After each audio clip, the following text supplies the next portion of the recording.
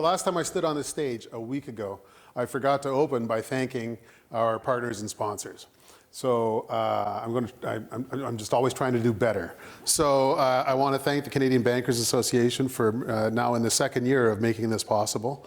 I want to thank our partners at cpac for spreading the lively conversations that we have here out to the rest of the world.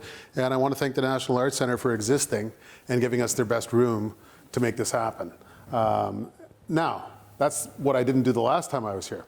The last time before that, in April, I stood out here and I said, the one thing I don't want to do in this federal election year is crowd this stage with a bunch of federal politicians because they're so boring in an election year. They just rattle off the talking points.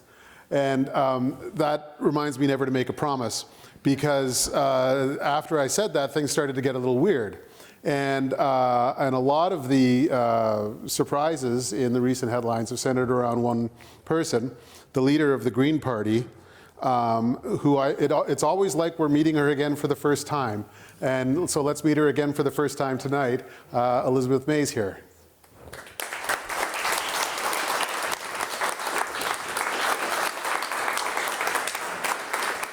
Hey, Paul.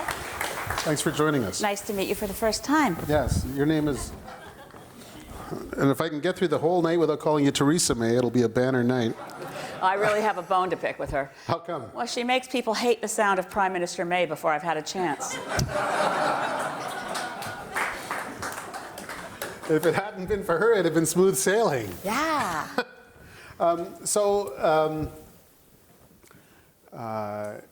You offered the leadership of your party, or you offered a shot at the leadership of your party, to Jody Wilson-Raybould and to Jane Philpott. Not really offered, but... Well, good, because I was going to ask, if it's open, can I have it? No, well, what happened was, it's so funny because my relationship with Jane Philpott and Jody Wilson-Raybould is that we're friends and colleagues, and I have immense respect for them. And when we started talking seriously about would you like to join us? I would love you to join us. And then I said, just checking, do you have any interest in being leader? But no, because it would have been an option to say, look, succession planning down the road, but by the time you actually answer a question honestly, and as you'll notice, I'm never on a message track, I said, yeah, I said them right away. And of course, the question hadn't been, did you offer that? The media question was, do you think they didn't want to join your party because they don't think you're a good leader and they'd like to be leader themselves? I thought, no. My first question was, are you interested in being leader? They said no. So I am always looking at succession planning. And of course, as in any political party, the current leader doesn't hand on a silver platter the next leadership to someone else. You have to run. And right now, I have no intention of stepping down. So, but if you're serious, we should talk. So far, the paychecks from Maclean's don't bounce, so I think I'm okay.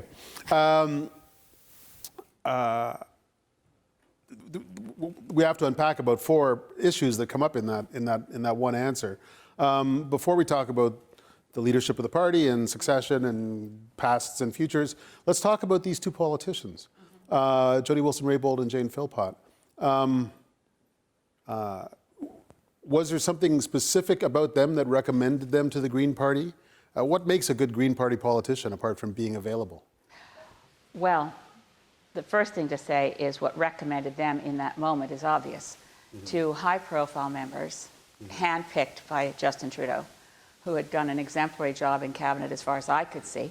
I'd been publicly giving credit to Jane Philpott and publicly giving credit to Jody Wilson for various policy decisions they were working on while they were in cabinet. I wasn't one of those who hated them when they were Liberals and suddenly thought they were saints when they weren't, right? So they are friends, and I mean it literally, friends and colleagues.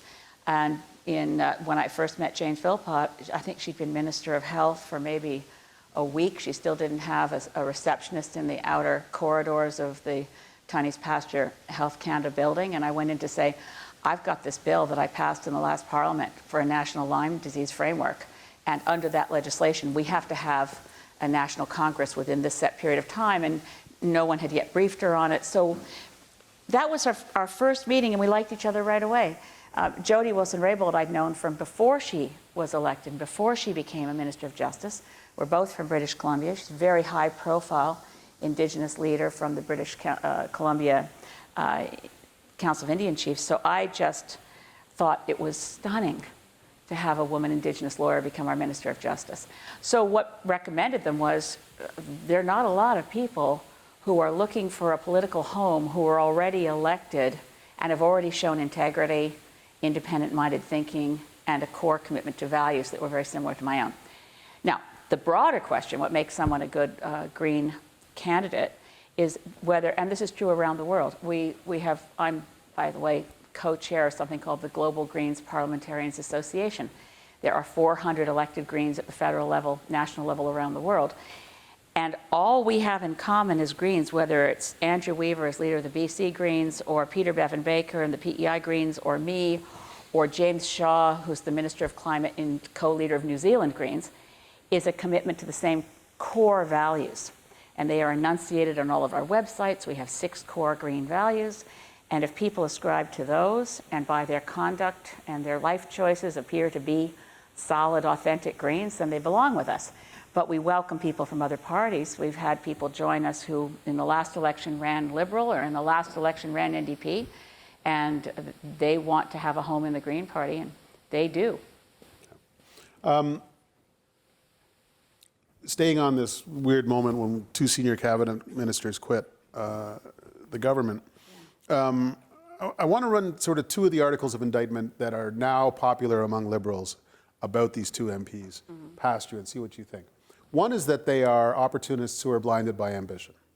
Does that square with your knowledge of these 2 people? Could anyone make that claim when you take 2 cabinet ministers who step out of positions of power and decide to run as independents? I don't see the power play there. Okay. It's almost like it's quite laughable, really. All I know is what I read on Twitter, and, and a lot of people are making that claim. The second claim might be more credible. Because of what they've done, the Liberals are now seriously endangered in the next election, and Andrew Scheer could be the next Prime Minister. And I know that these electoral calculations and the necessity of having to make such electoral calculations in the current electoral system that we have is a question that in one way or another has dogged you for many years. What do you make of this? That because they've revealed, created, dared to acknowledge weakness in the Liberal Party, now Andrew Scheer's looking pretty happy these days. I don't see Andrew Scheer looking pretty happy. It's astonishing how little his poll numbers have grown with an opportunity this large.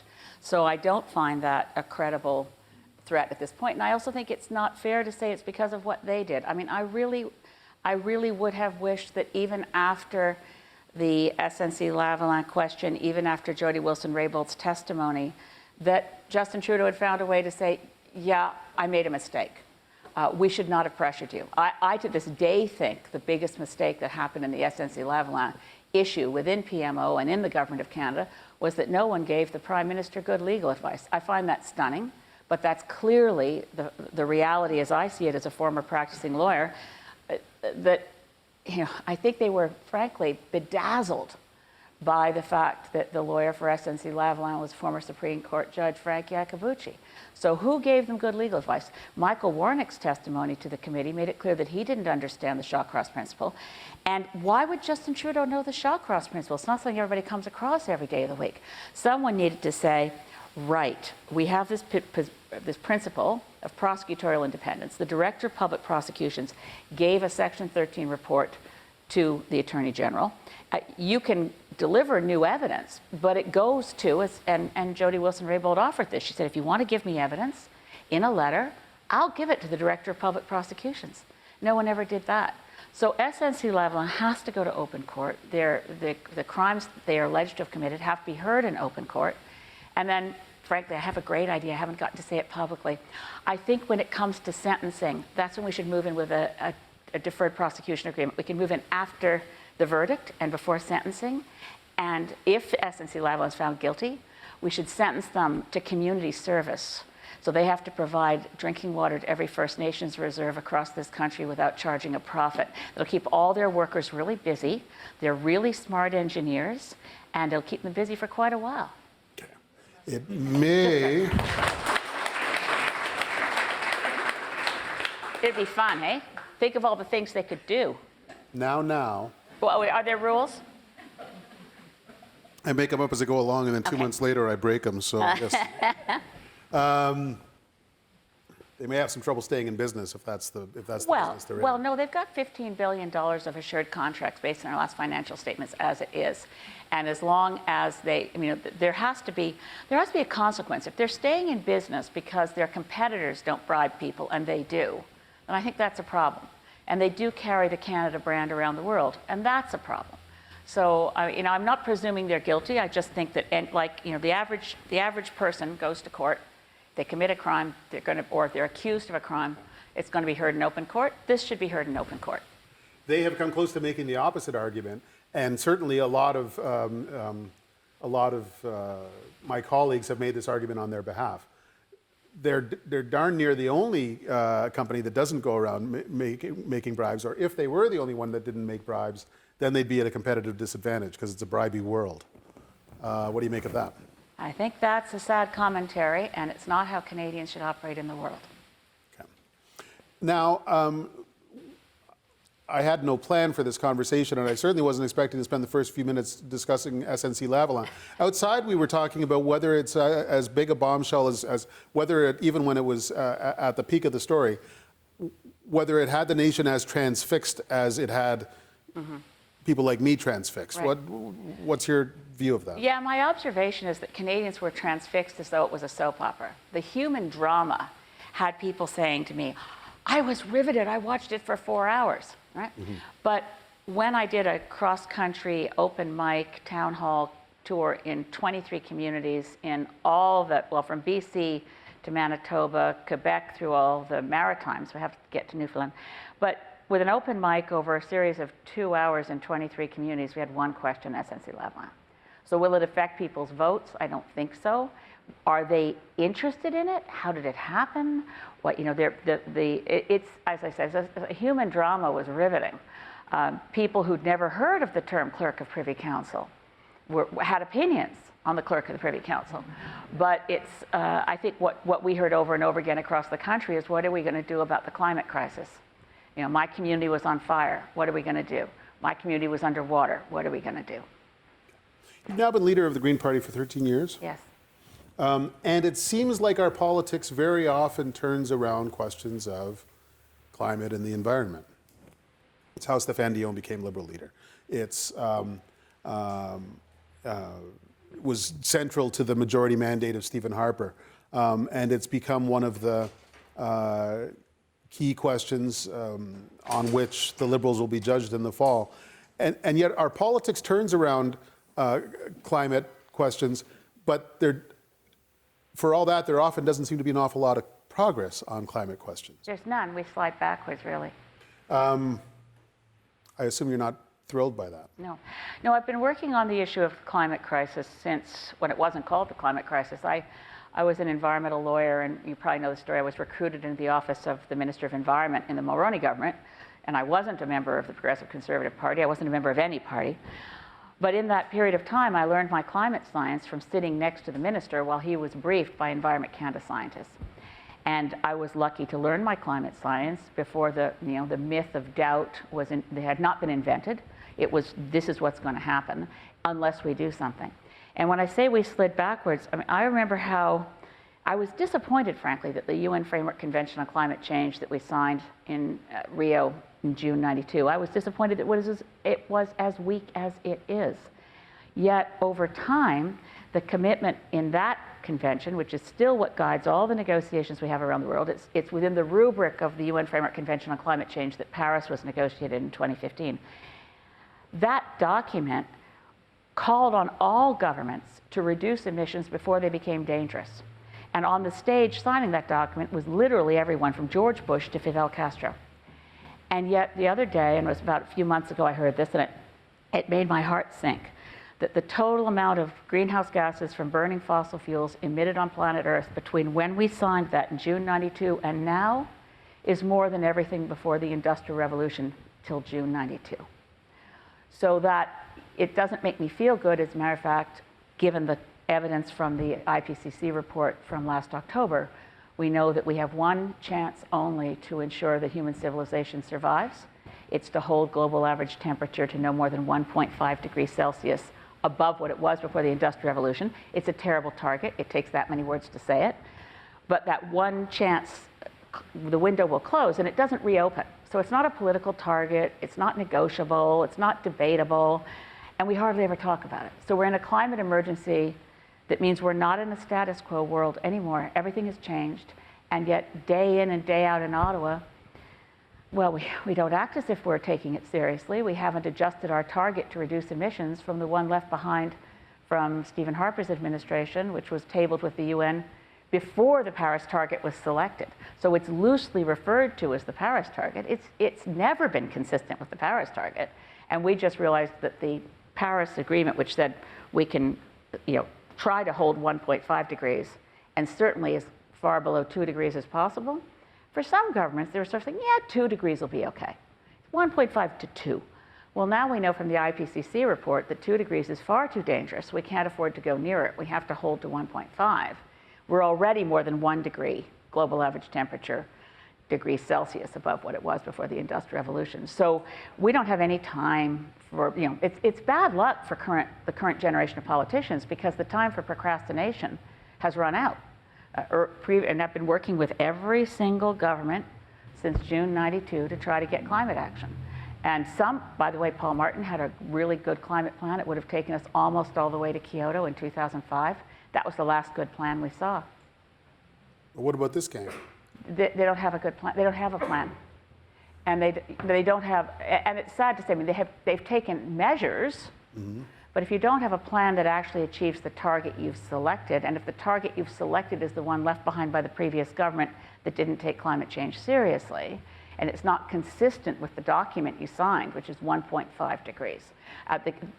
Right now, the collectivity, looking at it globally, so it doesn't sound like I'm being partisan, if you take all the targets of all the governments around the world as they existed in December 2015 when we negotiated in Paris, the cumulative effect of everyone hitting their targets is to increase global average temperature somewhere between 2.4 degrees and 3.5. And now that we know that we have to hold to 1.5, or we really are playing Russian roulette with whether humanity survives at all, well, then you have to relook at your targets. And so for a government that has such good rhetoric, an administration that has such good rhetoric, I'm deeply disappointed because day in and day out, there's no question that their rhetorical commitments of Liberals and the steps they've taken, it's hard to bring in a carbon price. They're bringing in regulations on methane. They're bringing in some measures. They claim we're going off coal, but if we use fracked natural gas instead, we're not actually making an improvement. But I'm not going to say they've done absolutely nothing, but what they've done amounts to an abdication of responsibility to take the actions that are required. Because losing, a bunch of actions that are weak, but that are better than someone who wants to do nothing, is just another way of losing. I got a hunch, I've written this 20 times, that the next election coming up now in only a few months is going to be a confrontation largely between the Liberals and the Conservatives over who's got a real plan for the climate. As someone who's pretty sure that the Liberals don't have enough of a plan, how's it going to feel like watching that? A polarized debate between two parties that you don't think either one of them has the answer. The important thing is that I'm in that conversation and I don't see it as being two-party choice. We have 6 parties that are going to be fielding candidates that currently have seats in Parliament. I think the likelihood with 6 parties that are going to return at least some number of MPs, we can debate how many seats the People's Party might get, but it's certainly going to shave some percentages off the Conservative Party. And so when you look at that mix, I think the greater likelihood than we've ever had before, well, in recent years, greater likelihood of a minority parliament. And in a minority parliament, if we can have the kind of cooperation that occurred, so there's some suppositions here, but if you go back to the government of Lester B. Pearson and the 17 New Democrats that were never in a formal coalition with Lester B. Pearson, but brought us universal health care, unemployment insurance, Canada pension plan, student loans with no interest rates, and a flag. You take all that together and say, that's the kind of government we need right now, because in order to respond to the climate crisis and do it effectively, we have to set partisan politics to the side. Now, in an election year, that gets darn hard. So my hope is that by intervening in the discussion, maybe, I don't rule it out, that the liberals and the conservatives, who knows, if they actually woke up one morning and realized, oh my God, by the time my children are my age, they won't have a livable world. I can't live with that. We've actually got to do what's required. And as Greens, we've put forward what we call mission possible. It's not mission easy, but it is possible, and it will require quite, well, really a transformational effort, the kind of transformation of our economy that we haven't seen since the Second World War. It's major, but it does lead us to a positive place where people have jobs and Canadians are happy, but it requires getting off fossil fuels as quickly as possible. Okay. I want to come back to that, but let's stick with the Liberals. There was a report that came out last year by most of the country's auditors general. Mm-hmm. You'll remember the report. And what it said is that only Nova Scotia was meeting the targets it had most recently set. Mm-hmm. And kind of at a higher level, what it says is that a lot of the problem in climate politics is not the parties that are sure they're against effective action on climate change. It's the parties that are pretty sure they are for effective action on climate change and then never get around to taking it. Right. That governments like Kathleen Wynne's in Ontario, like the several of the Atlantic provinces, you had governments that absolutely rhetorically nailed themselves to the mast of effective action on climate change, and then they never actually did much. Mm-hmm. There wasn't centralized planning, there wasn't step-by-step planning, there wasn't step-by-step reporting. It's all just stuff they say to make themselves feel good, and then they don't follow through. How can we change that, short of an absolute Green Party sweep at the next election? Well, how can we get let's not discount that, right? Well, I think it's unlikely. But I think it begins tonight, frankly. Yeah, right. We've doubled our polling numbers in the last little. No, what it is, I don't discount the ability of anyone in public life to actually do what's required. The problem is that in our political world, and I don't need to tell you, politicians look at what needs to be done and say, well, we better be incremental. I mean, that's what you wrote, of course, about the long-run Prime Minister. Harper was incremental. The enemy of climate action right now is incrementalism. I remember one of the best, we had the large climate march in New York in September 2014. I was with my daughter. We took the train down in New York and we marched with 400,000 people. And it was in the build-up to Paris. And my favorite sign being held by someone on the side of the sidewalk in Manhattan was, it's time to stop debating what is possible and start doing what is necessary. Now, in political life, that gets hard. So you think, well, we've put in carbon pricing, so we better buy a pipeline.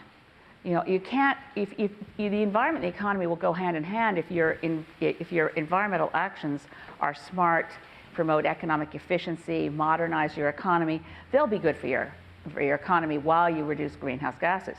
But you can't say we're going to increase greenhouse gases over here while we try to cut them over here.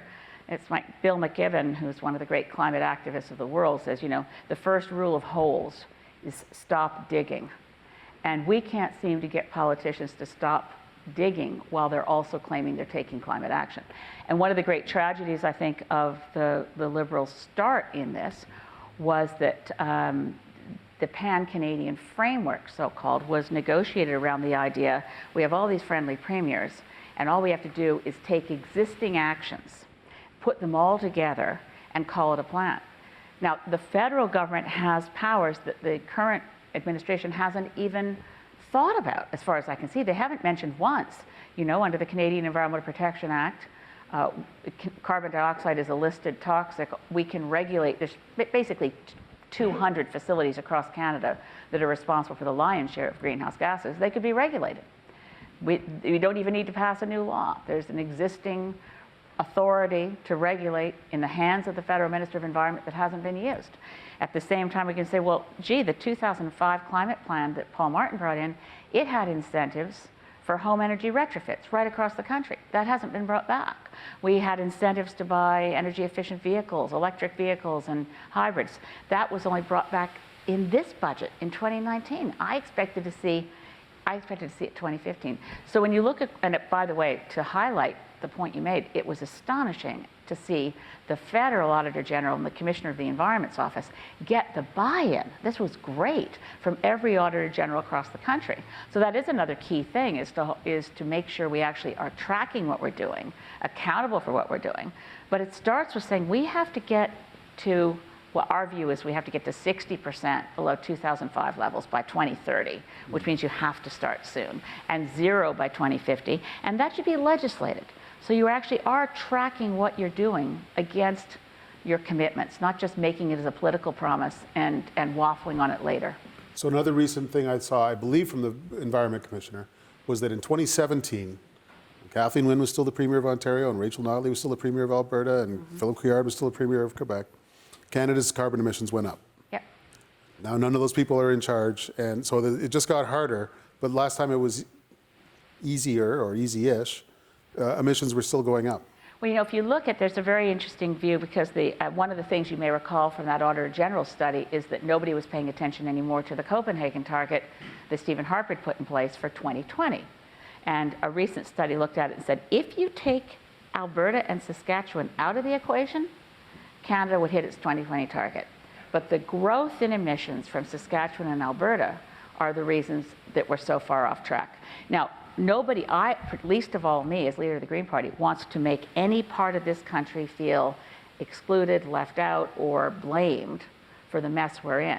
But we have to deal with the emissions from the oil patch, from growth in emissions in Saskatchewan, in Alberta. We have to figure out how do we square that circle so that we actually bring down emissions dramatically without creating, well, the kind of, I think, deliberately divisive politics of Rachel Notley and Jason Kenney, who usually are not put in the same sentence, except for the fact that they both like the idea of saying it's British Columbia's fault we can't get a pipeline, and we need a pipeline. And there's, you know, that's unfortunate, because we really need a strategy that says, what does Canada's energy security strategy look like? What does our climate strategy look like? What does our energy development strategy look like? And how do we work that out as a country instead of allowing one province to be pitted against another? Okay.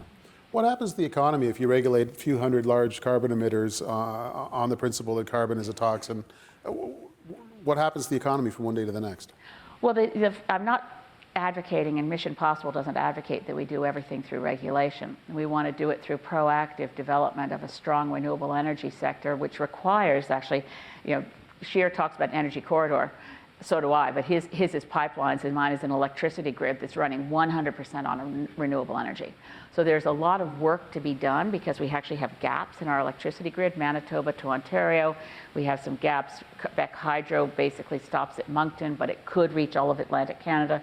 So you start looking at the pieces to make sure we have to have an efficient electricity grid running on 100% renewables.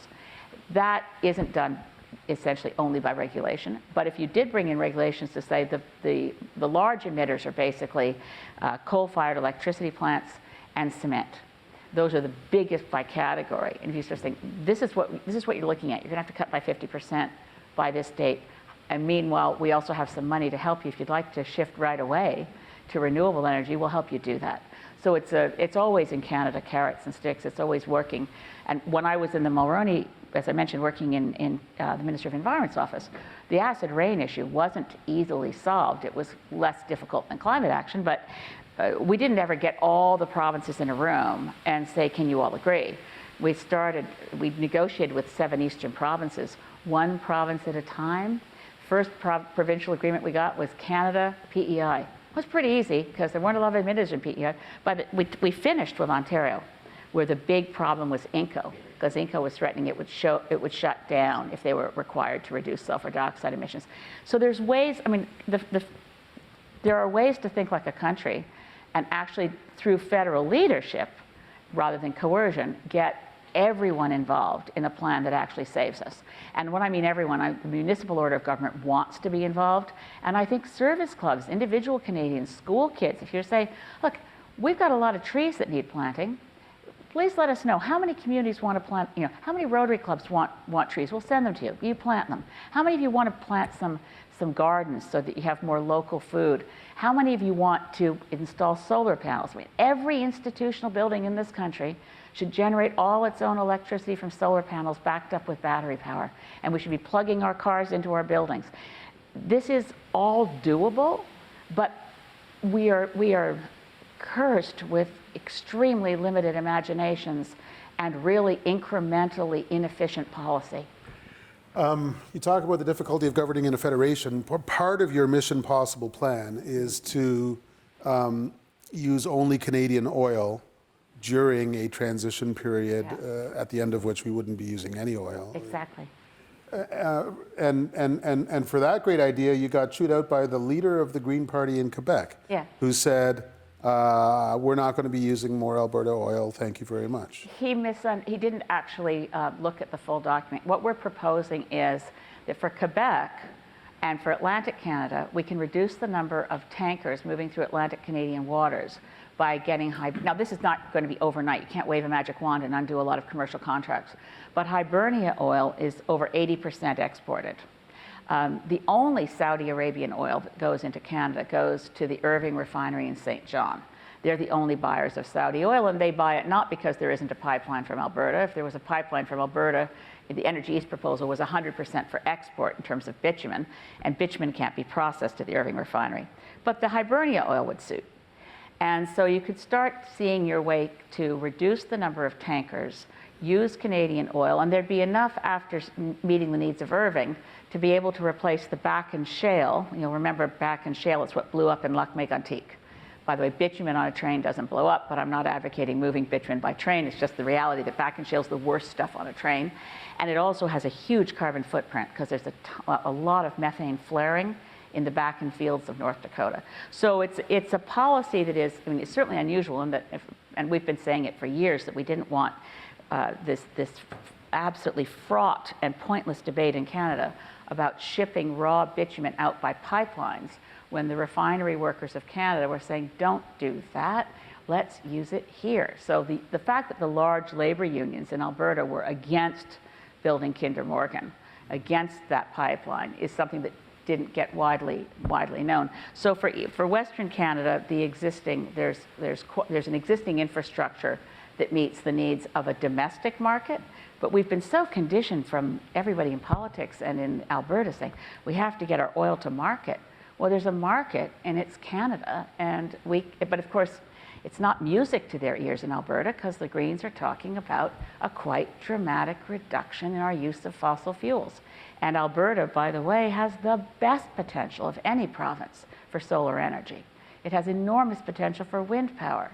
And so replacing coal in Alberta with wind and solar is totally doable, good for their economy. And in the meantime, over time, bitumen can become the feedstock for a petrochemical industry instead of burning it. So, but what they often say is that bitumen and other petroleum products go largely to fuel legally common consumer products like cars and airplanes. Yeah. They look at a city like Ottawa, traffic jam at 4 o'clock. Mm-hmm. They look at the members of parliament flying home to their ridings every weekend mm-hmm. in airplanes. Yeah. And they say, look, if we're going to go to a zero carbon economy, that's great, you go first. Mm-hmm. Is that not a fair claim for them to make? It's the hardwiring of our economy to fossil fuels is not something that can be blamed on individuals who are in their cars driving home at the end of the day. You need to make a dramatic transition, which means you actually have to have a plan. And you can't say, I'm going to snap my fingers and tomorrow all those cars are going to be electric. You can say by 2030 all those cars are going to be electric.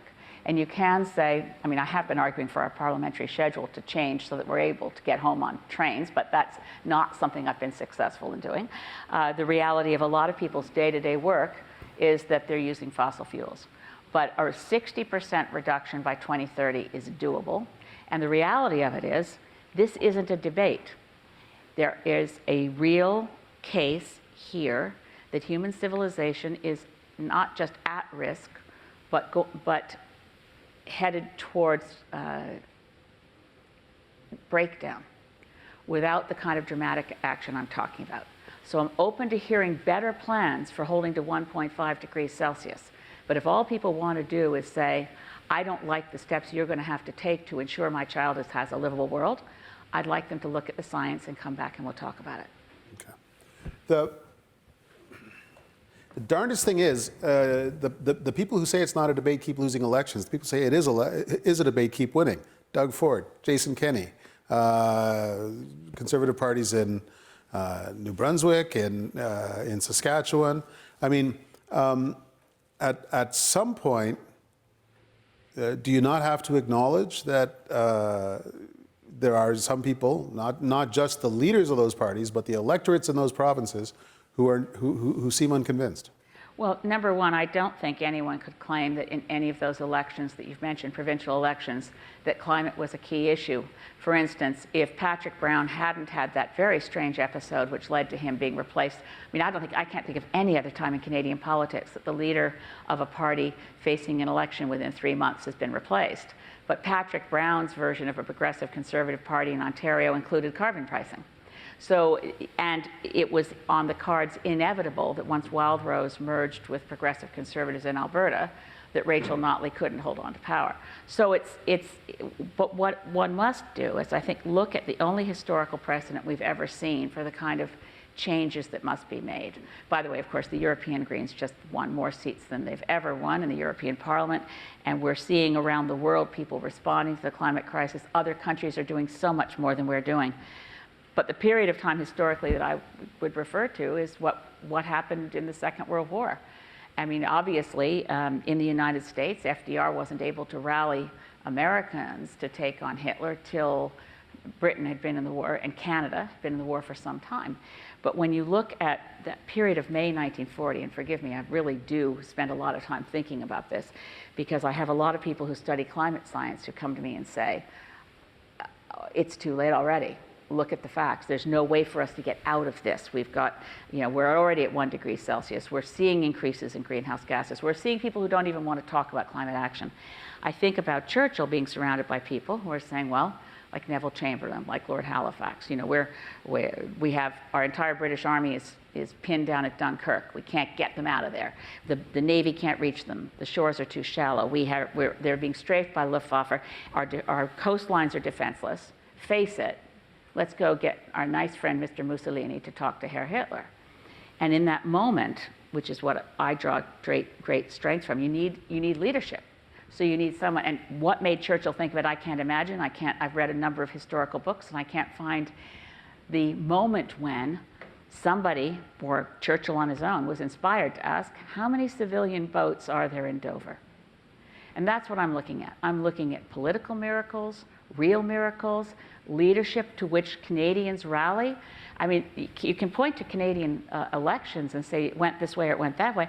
I never saw any leadership from anybody in any of those elections saying, this is what we're going to do, this is how we're going to do it, this is all hands on deck to save ourselves, and it's an ambitious project that inspires a nation.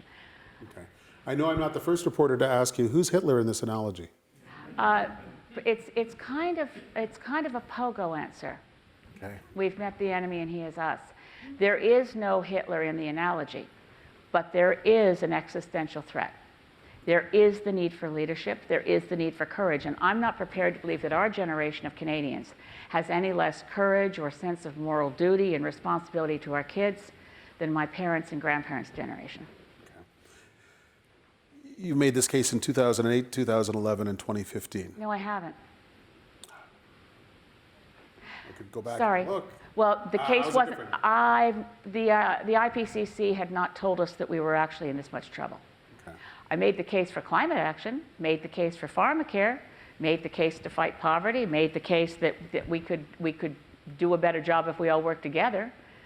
The IPCC report of October 8th, 2018 changed a lot for me. I think it changed a lot for the world. It is an well, it's actually probably overly generous around what we can do and how much time we have.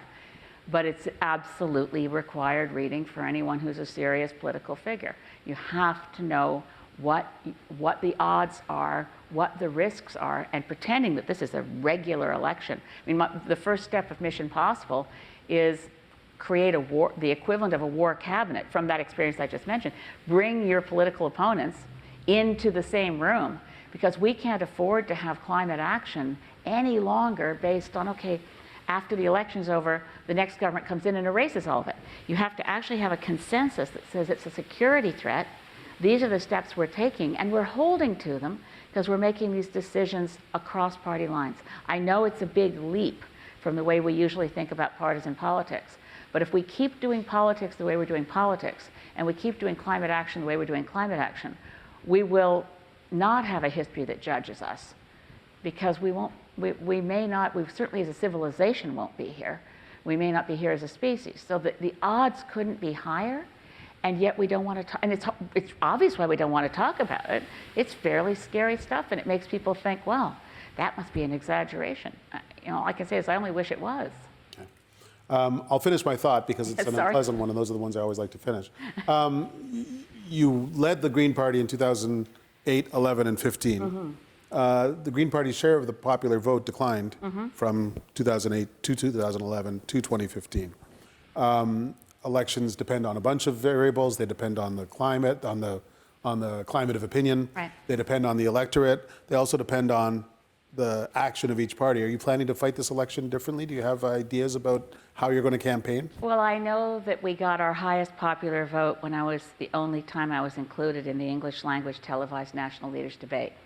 And that led to a very high vote. I happen to know for a fact that you were included in one English language debate in 2015. August of 2015, but the national televised English, and thank you for that, Paul, and thank you, Maclean's, but the national televised English language leader debate that I wasn't allowed in 2011, but it took place, was canceled in 2015, so no one got to watch it. And now that I'm, now that the Greens are recognized, we have doubled our caucus in Parliament with the election of Paul Manley and Nanaimo Ladysmith, and now we're polling at a level that and we also have a Leaders Debate Commission, which is running a nonpartisan effort to coordinate with all the networks. So being in the Leaders Debate is the single largest factor in what happens to our popular vote. Because your coverage, as you know in the media, if what are considered the big parties get more coverage than what are considered small parties. So one way or another, media communicates to the citizenry, this is a real party, that one isn't. Now we're a real party. We're at the big kids' table, so we'll campaign as hard as we can with the great candidates we have. And I think we've certainly learned a lot as a party. We know how to elect people. We have official opposition in Prince Edward Island, a substantial Green Party caucus in British Columbia that holds the balance of power, terrific representation in Queen's Park with Mike Schreiner, 3 Green MLAs in New Brunswick, and if the Manitoba election happens before the general, we'll have elected Greens in Manitoba. So I would say basically everything has changed compared to where we were in previous elections. A lot of people have the feeling that the Green Party is the Elizabeth May show. Well, that's unfortunate because it's not. We have, as I said, we have 17 elected Greens across Canada. That's not easy in a first-past-the-post country. As a matter of fact, of all the first-past-the-post democracies around the world, Canada is the only place where Greens have succeeded in being elected in larger numbers. Talk to me a little bit about the experience of watching electoral reform go down in flames yet again at the federal level. Well, that was a hard experience because I believed the promise, I believed a lot of the promises the Liberals made in the 2015 campaign. In fact, I voted for the speech from the throne when it came down because it included so many things I believed in, like 2015 will be the last election held under first past the post, and we'll take dramatic climate action. We'll restore environmental assessment legislation, which is another whole sad story because they haven't. But in any case, I was asked to participate on the committee. So we had a parliamentary special committee on electoral reform. It's the only committee I've been allowed to serve on since I've become a member of Parliament. We worked extremely hard and we delivered a very good report. And then the report was delivered in December. By February 2nd, Karina Gould was told her new mandate letter did not include electoral reform. And I couldn't believe it. I was just deeply shocked because I didn't see it coming. I thought we'd be talking about how do we do this? How do we compromise? What would it take to make the Liberal administration and Justin Trudeau personally convinced that this makes sense for the country? But they got elected on the promise and then they broke the promise. What does that mean for a party like the Greens? Well, my main reason, and I don't really, I know this may not sound believable, I don't really care what it means for the Greens. I care what it means for democracy. And in an era when someone like Donald Trump can get elected in the United States and and populism rising, the only way to essentially vaccinate ahead of time to protect this country from ever having a demagogue who has less than 50% public support gaining 100% of the power. Given Westminster parliamentary democracy, we have no separation of legislative and executive. So as soon as a prime minister and as soon as that party gets more seats, even if it has a minority of public support, it has 100% of the power. The only way to protect ourselves and a future moment in Canada when someone that the majority of Canadians does not want to be prime minister becoming prime minister is to ensure that we have a voting system where the votes that are cast get reflected in the parliament that sits. And that's why I'll keep fighting for proportional representation, to keep this country safe from that kind of leader. So Justin Trudeau has said in so many words that what he was afraid of was a party led by Kelly Leach. At the time, that was the most scary opponent that he could think of, holding the balance of power in a hung parliament. And that's what he was trying to avoid. Yeah. Well, also what it means is when you have big tent parties, it means that that group of people within a big tent party pull people to their end as well. That concern he had, and I tried to talk to him about it, we never had enough time to really finish the conversation, but I now understand more what was in his mind, was that if you're looking at one of the many systems of proportional representation, one of those many systems says if you have this percent of the popular vote, 5%, 2%, whatever, you will then have seats in Parliament. But there's another, there are many systems. If you use single transferable vote, it doesn't matter what percent you have across the country, you actually have to win seats where people live in clustered ridings, which is what they do in Ireland and what they do in the Australian Senate. And you would never have a party that just happened to hit a level automatically get seats. They'd have to run and win seats. And that also, by the way, single transferable vote democracies would create a much better opportunity for independents to win within their area. It's remarkably proportional and would work really well, at least for most of the ridings in Canada. Working on this committee, I used to stare at the electoral map. I'd spread it out on my dining room table. I stared at it so long that it suddenly hit me. Holy mackerel, 14 MPs represent half the landmass of this country. So those 14 areas can't be clustered, so that's where the idea came about of having those have a different proportionality. But the rest of Canada, this was Jean-Pierre Kingsley, our former chief electoral officer, said, this is what the committee should do, just take all of the southern band of ridings across Canada where ridings are clusterable around a certain geography, say 4 to 6 ridings together, and everybody would get a chance to get what Justin Trudeau wanted, a ranked ballot of this is my first, second, third, fourth, fifth, sixth choice. And then you'd have proportionality, you'd have more choice, and people would know they elected an MP who represents them. So there were options out there that I think would have met what his concern was, as you've expressed it, you don't want an extremist party to get into Parliament. Did you not worry when you noticed that he was exquisitely silent on which option he preferred in his platform? I mean, I've learned to be very worried about a party that says essentially in their platform, I'm going to give you the thing you want after you elect me. And in the end, he said, well, I thought the thing you wanted was ranked ballots because that was the thing that I wanted. Yeah. I mean, it seemed like we got a bit of a bait and switch there. Okay, so here's the thing. Before Justin Trudeau was leader of the Liberal Party and we sat together in Parliament, we used to debate this point. So I knew he wanted ranked ballots. And I knew that I wanted proportional representation, and we'd talk about it and debate it. My big mistake was believing that having put it in the platform and having created a process, I thought he would respect the process. I also found it certainly bizarre that the one system he was prepared to accept was never put forward by anyone in our committee as an option we should consider. Okay. What is this government like to work with for someone who's not a member of the governing party? Well, I've worked well with everybody since I've been elected. I have to say, I mean, I managed Rona Ambrose, God love her, as Minister of Health since I started the point about when I first met Jane Philpott. I would never have gotten the national framework on Lyme disease through if Rona Ambrose hadn't been really open and good to work with. I've had good experiences advancing certain policy issues. By the way, we haven't done anything near enough to implement that framework, and people with Lyme disease across Canada are still suffering. But over issue after issue after issue, I think I've had a fair degree of success. I have had much more success in some of the areas, like my amendments have been accepted much more readily in committee dealing with the Liberals. The points that I make in Parliament are more graciously received, shall we say. We don't have there's not as much ad hominem back and forth stuff as there used to be. So in that sense, they're good to work with.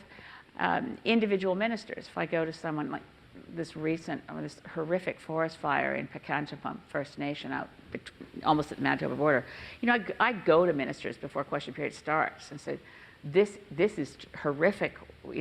I just heard that the Hercules couldn't land in the community because of the smoke, and there's 3,800 people there, and I get an honest answer right away from Ralph Goodale, and I get knowing, okay, and then he keeps me informed. So from my personal experience, they're good to work with. They are also massively disappointing. I ask this question I take no pleasure in asking this question. Please tell me more about why they're disappointing. Okay. Well, I can't. I could tell you why they're disappointing, and I don't think it's the sense in which you meant the question. When Stephen Harper was in power, it was always easy to figure out the forensics of why something just happened. He decreed it should happen, and it happened. Dissecting the levels of failure of the Liberals, sometimes you say, well, clearly the decision on electoral reform, to which we just referred, was Justin Trudeau's personal decision on pulling that promise. Why Catherine McKenna's environmental assessment legislation is putrid comes down to a whole bunch of other factors, including that the people left in place in the Canadian Environmental Assessment Agency did not want to go back to doing full environmental assessments of every project within federal jurisdiction. They preferred a narrower interpretation. Is this C-69? Yeah, which is a terrible bill. So you go through, every time you look at something, well, okay, so what happened there? I mean, a lot of why I think the pan-Canadian framework was so weak is that for the first year in which Catherine McKenna was the minister, her deputy was the same person who put in place under Harper the 30% target and didn't want to change it. So some of it is bureaucratic intransigence. Some of it is industry lobbying. Some of it is sometimes a minister doesn't know how to say no to the department and doesn't know how to push. So I would give full marks, by the way, to Dominic LeBlanc for the fact that C-68, the Fisheries Act, is a full and even improved version of what Harper gutted in 2012. But that's, I think, a lot due to the personal characteristics and strengths of Dominic LeBlanc in knowing how to get what's required and deliver it. And of course, now it's in the Senate, and we have to get it out of there. So part of it is that Justin Trudeau created real cabinet government, again, for many things, but still had an overly powerful PMO that made mistakes. So the massive disappointment that I experience is one where I keep thinking, I mean, I don't think there's a simple answer like they lied to us. That's an easy one. I have a lot of friends, that's their go-to place. They lied to us. I think they may have meant what they were trying to do, but they've made so many mistakes. And buying the pipeline, an incredibly idiotic way to spend public funds when Kinder Morgan itself had already decided this project has no commercial value, we're not going to pursue it, but I bet we can get these guys. These guys seem pretty desperate. I bet we can get them to buy a pipeline. So we got suckered by the same people, by the way. Kinder Morgan, Richard Kinder used to be Enron, right? So Kinder Morgan used to be Enron Pipelines Limited. So they're good at conning people. Yeah. And we should never have had $4.5 billion going into buying a pipeline that already exists and didn't create a single new job. So the question, why are they so disappointing? Well, they've broken a lot of promises for a lot of different reasons, and they've let they've let themselves down. They've really let the country down. And I feel personally they let me down, but that's a small concern on their part.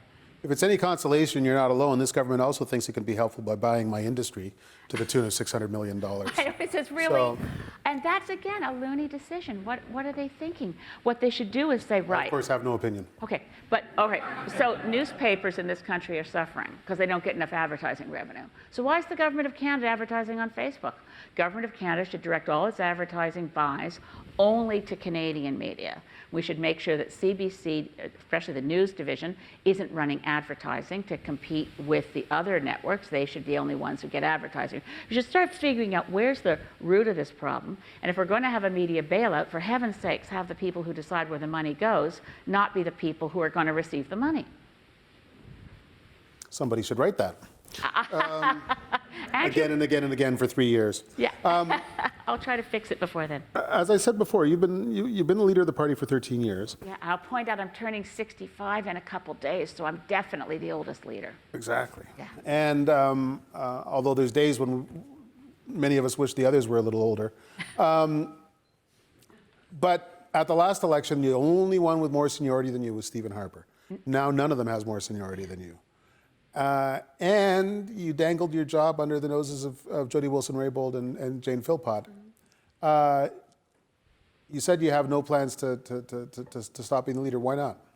Oh, it's not that I don't have any plans to stop being leader. I certainly want to be a leader through this election. I want to get back to Parliament with as many Green MPs as possible. I want to do the best job I possibly can on delivering what needs to be done for this country. But there's, anybody in a position of leadership should be thinking about succession planning. I'm not thinking about it very much right now because I have a campaign to run and win a lot of seats. And it's looking very promising that way. And frankly, I think having a lot of experience isn't a bad thing for someone in political life. Okay. Every time we talk, which is not that often, I get the feeling that we could talk for hours and hours. Unfortunately, we only booked one of them for tonight, and that hour is up. So I want to thank you for taking the time to talk to us. I want to thank everyone for joining us. There's a reception next door, and you should really come and hang out. And I also want to once again thank our partners at the NAC and at cpac and at the Canadian Bankers Association. Thanks for coming. Thank you, and thank you again that I was included in the Maclean's debate in August 2015. I really appreciated it. Oh, didn't we have a good time? We did. Let's do it again. Thanks very much.